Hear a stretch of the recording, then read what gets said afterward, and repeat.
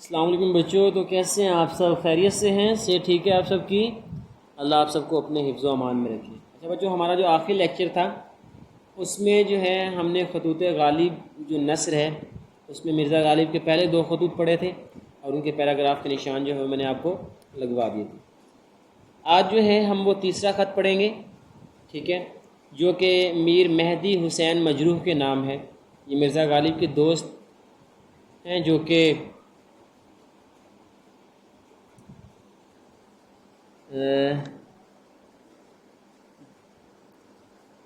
لکھنؤ میں رہتے تھے، تو ان کو مرزا غالب نے یہ خط لکھا ہے۔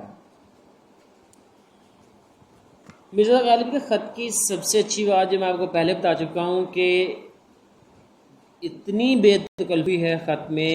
اگر آپ تحریر دیکھیں تو میں یقین کریں جب میں پڑھتا ہوں تو ایک دفعہ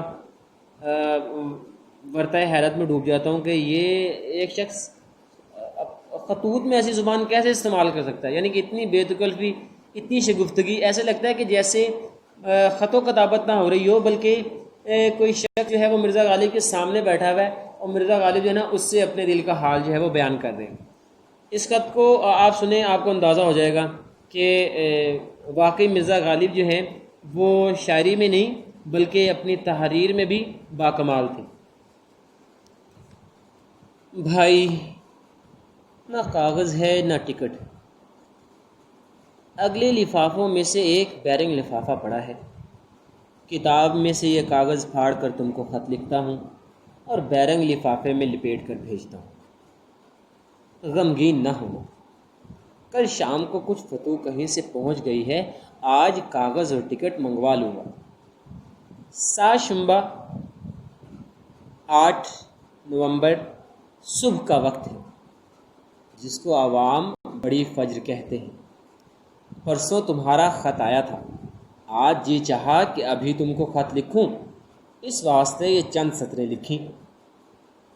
اب اصل میں مرزا غالب یعنی کہ خط میں شروع میں کیا کہہ رہے ہیں کہ بھائی میں تمہیں خط لکھ رہا ہوں، نہ میرے پاس کاغذ تھی نہ ٹکٹ تھا، اس لیے میں یہ بیرنگ لفافہ پڑھا تھا۔ بیرنگ آپ کو پتہ ہی ہے، ایسا خط جس کے جو وصول کرنے والا جس کے پیسے دے، ٹھیک ہے، بغیر ٹکٹ کے جو خط ہوتا ہے اور وصول کرنے والا اس کے پیسے دیتا ہے۔ تو مرزا غالب یہ کہہ رہے ہیں کہ بھائی میرے پاس جو ہے نا، آپ ناراض مت ہوئیے گا، میرے پاس کاغذ اور ٹکٹ نہیں تھا، تو یہ ایک بیرنگ لفافہ ملا ہے، ایک کتاب میں سے میں نے صفحہ پھاڑا ہے، آپ نے کچھ دن پہلے خط لکھا تھا تو اس کا جواب جو ہے نا آج میں نے سوچا کہ آپ کو اس کا جواب لکھ دوں۔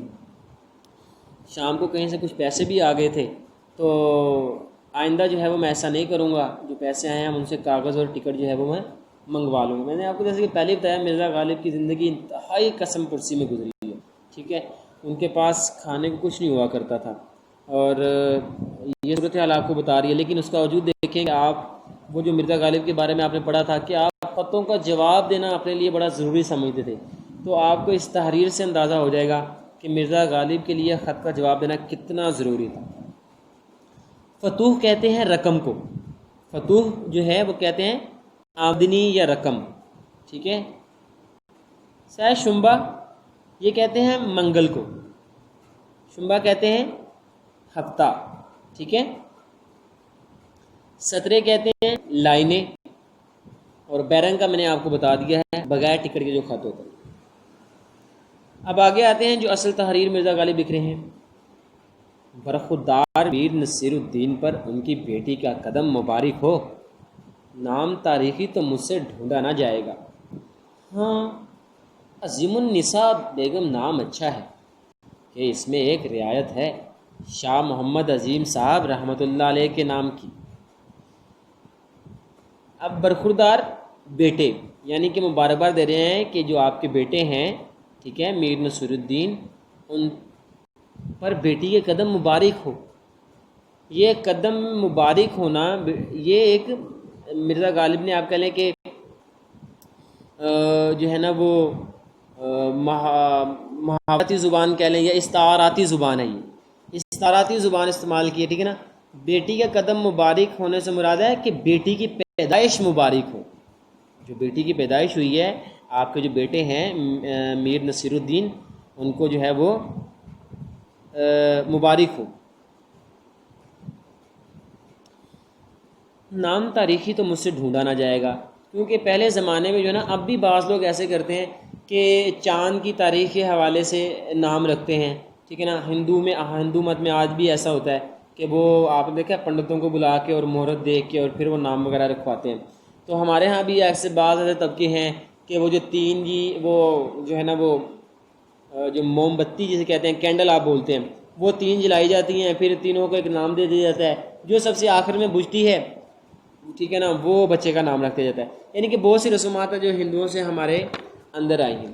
تو مرزا غالب یہ کہہ رہے ہیں کہ بھائی بیٹی کی پیدائش جو ہے وہ مبارک ہو، لیکن وہ جو تاریخی حوالے سے نام ہے، چاند کی تاریخ سے حوالے سے یہ مجھ سے ذرا دقت ہوگی، میں ڈھونڈ نہیں سکتا، آپ عظیم النساء بیگم نام رکھ لیں۔ عظیم النساء دیکھیں، پہلے نام بھی دیکھیں آپ، ہمارے ہاں جو نام ہوتے ہیں وہ عجیب انداز میں رکھے جاتے ہیں، ٹھیک ہے نا، ایکٹر ایکٹریس کے اس پہ، ٹھیک ہے، آیان اور روحا، ٹھیک ہے نا، روحا یا روحا جو بھی ہے ایسے۔ تو عظیم النساء، نساء کہتے ہیں عورت کو، تو عظیم النساء عظیم عورت، ٹھیک ہے۔ عظیم النساء بیگم نام اچھا ہے کہ اس میں ایک رعایت ہے کہ شاہ محمد عظیم صاحب رحمۃ اللہ علیہ کے نام کی، یعنی کہ نسبت اچھی ہے اس نام کی۔ مجتہد العصر کو میری دعا کہنا، یہاں مجتہد العصر سے مراد جو ہے نا، میر مہدی حسن کے جو بھائی ہیں نا، چھوٹے بھائی، وہ مرزا غالب کے بڑے دوست تھے، تو ان کو مرزا غالب جو ہے نا وہ دعا سے مراد یہاں سلام ہی ہے، ٹھیک ہے۔ مجتہد العصر زمانے کا مجتہد یا فقیہ۔ اب مرزا غالب کہہ رہے ہیں کہ تم کو کیا ہوا ہے کہ ان کو اپنا چھوٹا بھائی جان کر مجتہد العصر نہیں لکھا کرتے، یہ بے ادبی اچھی نہیں۔ یعنی کہ کہہ رہے ہیں کہ دیکھو بھائی، میں مانتا ہوں کہ وہ تمہارے چھوٹے بھائی ہیں، لیکن ان کا ایک علمی مرتبہ ہے، علمی مقام ہے، تم اس کا لحاظ کرو اور ان کے ساتھ جو ہے وہ احتراماً جو ہے ان کے نام کے ساتھ جو ہے وہ مجتہد العصر کا لفظ جو ہے وہ لکھا کرو، ٹھیک ہے۔ تمہارا چھوٹا بھائی ہے وہ ایک الگ چیز ہے، لیکن ان کا علمی مقام اور ان کا علمی جو مرتبہ ہے اس کا جو ہے کچھ خیال کرو، اور یہ بے ادبی میں شمار ہوگا ورنہ۔ میرن صاحب کو بہت بہت دعا کہنا اور میری طرف سے پیار کرنا۔ میرن صاحب یہ بھی مرزا صاحب کے دوست ہیں، ٹھیک ہے، جو کہ لکھنؤ میں رہتے تھے، مرثیہ پڑھا کرتے تھے۔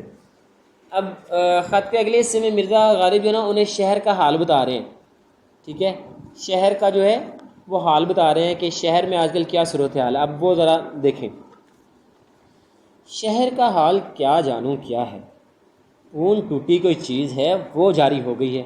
اصل میں پون ٹوٹی مرزا غالب نے اس کو جو ہے وہ آپ کہہ لیں کہ ہندی میں، یا آپ کہہ لیں کہ یہ بگاڑ کے نام مرزا غالب نے بولا ہے۔ اصل میں یہ نام تھا ٹاؤن ڈیوٹی، آپ نے سنا ٹاؤن ڈیوٹی، اردو میں سے کہتے ہیں محصول چنگی، یا چیک پوسٹ بھی آپ بولتے ہیں اس کو، ٹھیک ہے۔ تو مرزا غالب بتا رہے ہیں کہ جو ہے نا وہ محصول چنگی جو ہے نا وہ کھل گئی ہے، یعنی کہ شہر میں جب بھی کوئی چیز آتی ہے یا لے کے کوئی باہر جاتا ہے تو اس پہ ٹیکس لگتا ہے، ٹھیک ہے نا۔ شہر کا حال کیا جانوں کیا ہے، پون ٹوٹی کوئی چیز ہے وہ جاری ہو گئی ہے، سوائے اناج اور اوپلے کے کوئی چیز ایسی نہیں جس پر محصول نہ لگا ہو، یعنی کہ سوائے غلے کے اور اوپلے۔ خشک گوبر جو ہوتا ہے نا، جو پاتھیا بنا کر دے گا، خشک گوبر جو باقاعدہ ایندھن کے طور پر بھی استعمال ہوتا ہے، اسے اوپلے کہا جاتا ہے، ٹھیک ہے نا۔ اس کی پاتھیاں بنائی جاتی ہیں گول گول، اور ان کو بولا جاتا ہے اوپلے۔ جس پر محصول نہ لگا ہو، محصول کہتے ہیں ٹیکس کو، یعنی کہ سوائے اناج اور اوپلے جو تھے ان کے علاوہ ہر چیز پر ٹیکس تھا۔ اب آگے اور شہر کی صورتحال بتا رہے ہیں، جامعہ مسجد کے ارد گرد 25-25 فٹ گول میدان نکلے گا، دکانیں حویلیاں ڈھائی جائیں گی، یعنی کہ دکانیں اور حویلیاں گرائی جا رہی ہیں، دارالقبا فنا ہو جائے گی، دارالقبا دارالقبا کرو دارالبقا، دارالبقا فنا ہو جائے گی۔ دارالبقا کہتے ہیں باقی رہنے والا گھر، ٹھیک ہے نا۔ دار کہتے ہیں یہ دنیا کو بھی کہتے ہیں، لیکن یہاں سے مراد گھر ہے، باقی رہنے والا۔ دارالبقا فنا ہو جائے گی، رہے نام اللہ کا۔ خان چند کا کوچا، کوچا یعنی گلی، خان چند کا کوچا شاہ بولا کے بر تک ڈھے گا، بڑ یہ درخت ہے، ٹھیک ہے، یعنی کہ یہ بتا رہے ہیں کہ جو خان چند کی جو گلی ہے وہ وہاں سے لے کے جو بڑ کا درخت ہے، دلی میں کوئی جگہ ہوگی جہاں پہ، ٹھیک ہے نا، وہاں تک جو ہے کہتے ہیں سارا کے سارا جو ہے وہ توڑا جا رہا ہے، دونوں طرف سے پھاوڑا چل رہا ہے۔ پھاوڑا جس سے زمین پھاڑی جاتی ہے، آپ نے دیکھا نا وہ آگے سے ایسے پنجے کی طرح بنے ہوتے ہیں اور وہ زمین پھاڑی جاتی ہے اس سے، عموماً آپ نے کہا روڈ کو وہ جو ہے نا وہ ادھیڑنے کے لیے استعمال کیا جاتا ہے پھاوڑا۔ پھاوڑا کہتے ہیں پھاڑنے والی، چیرنے والی چیز۔ دونوں طرف سے پھاوڑا چل رہا ہے، یعنی کہ خان چند کے کوچے سے بھی لگے ہوئے ہیں پھاوڑا چلانے، اور بڑ کی جو درخت ہے ادھر سے بھی پھاوڑا چل رہا ہے، دونوں طرف سے۔ باقی خیر و عافیت ہے، باقی سب ٹھیک ٹھاک ہے، باقی کوئی مسئلہ نہیں ہے۔ حاکم اکبر کی آمد سن رہے ہیں۔ حاکم اکبر یعنی کہ بادشاہ، بڑا بادشاہ، حاکم اکبر، ٹھیک ہے نا۔ حاکم اکبر کی، اب یہاں پہ حاکم اکبر کا مطلب ہے بڑا بادشاہ، یعنی کہ جو بادشاہ سامت ہے سنا ہے وہ آ رہے ہیں، ان کی آمد ہو رہی ہے، ہونے والی ہے۔ اب دیکھیے دلی آئیں یا نہیں آئیں، تو دربار کریں یا نہیں دربار کریں، تو میں گناہ گار بلایا جاؤں یا نہیں بلایا جاؤں، تو خلعت پاؤں یا نہیں۔ پنسن کا تو نہ کہیں ذکر ہے نہ کسی کو خبر ہے۔ غالب، ٹھیک ہے۔ اب دیکھیں کتنے خوبصورت انداز میں اور کتنے لطیف انداز میں انہوں نے سارے شہر کا حال بتایا، ٹھیک ہے نا، کہ بھائی سارے شہر میں جو نا وہ تہس نہس ہو رہی ہے۔ وجہ کیا ہے کہ سنا ہے کہ جناب جی بادشاہ صاحب آ رہے ہیں، جیسے ہمارے ہاں کوئی بڑا آدمی آیا تو ہم دیکھیں نا شہر میں ہر جگہ سے، چاہے وہ جہاں سے اس نے نہ گزرنا ہو وہاں بھی جناب جی صفائی ہونا شروع ہو جاتی ہیں۔ تو غالب بھی یہی بتا رہے ہیں کہ جب وہ بادشاہ کی آمد ہے تو ویسے نا جو دلی شہر ہے وہ سارا کے سارا پھاڑا جا رہا ہے، کھیڑا جا رہا ہے، ٹھیک ہے۔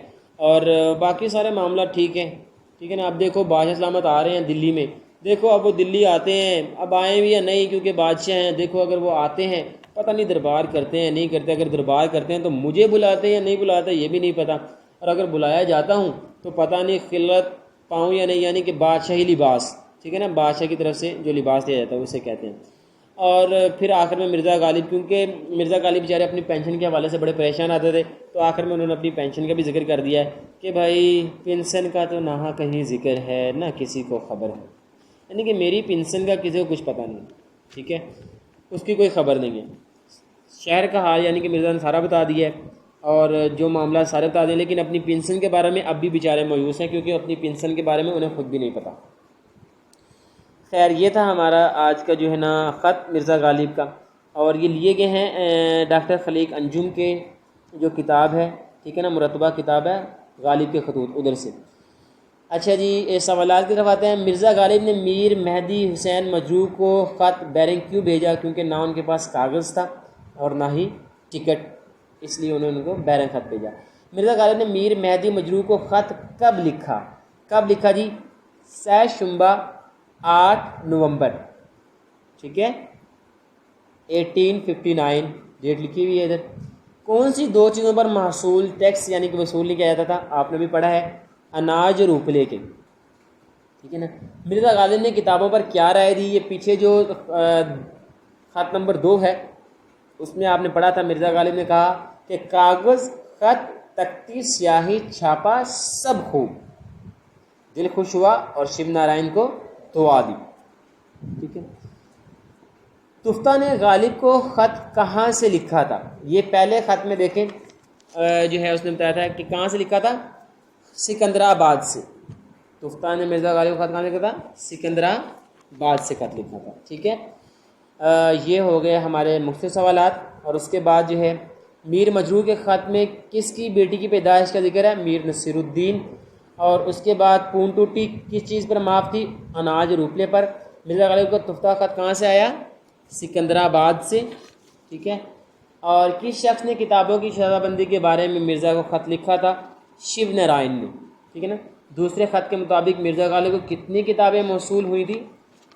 اچھا جی دوسرے خط کے مطابق مرزا غالب کتنی کتابیں موصول ہوئیں؟ یہاں مرزا غالب لکھے 33 کتابیں وصول ہوئی، ٹھیک ہے۔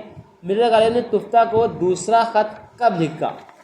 دوسرا خط کب لکھا جی؟ دوسرے خط کی دیکھیں لکھا ہوا ہے شنبہ 13 نومبر 1858، یعنی کہ 1858 میں 13 نومبر ہفتے کا دن، ٹھیک ہے۔